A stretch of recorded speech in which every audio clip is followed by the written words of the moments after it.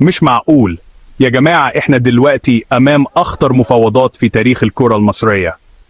احمد سيد زيزو بيخلص في الاهلي.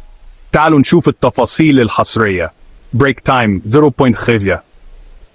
بص يا كابتن زيزو، احنا هنا في الاهلي بنقدر المواهب. عايز كام بقى ونخلص؟ بصراحة عايز عربية بس تكون بتطير ومكافأة عن كل مراوغة.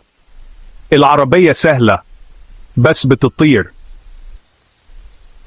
ما هو مش معقول ابقى في الاهلي وما اطيرش.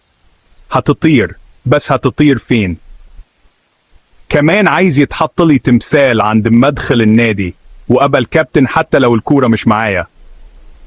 تمثال؟ طيب، واخر طلب، عايز اسم جديد. زيزو الاهلي 3000. يا جماعة مش سهل والله. الو. لا يا فندم، لا يا فندم، انا لسه في الزمالك. وكده نقدر نقول زيزو وقع للاهلي؟ لا، زيزو وقع في مشكلة كبيرة. بس تابعونا في الحلقات الجاية، يمكن يطلب محطة فضائية كمان.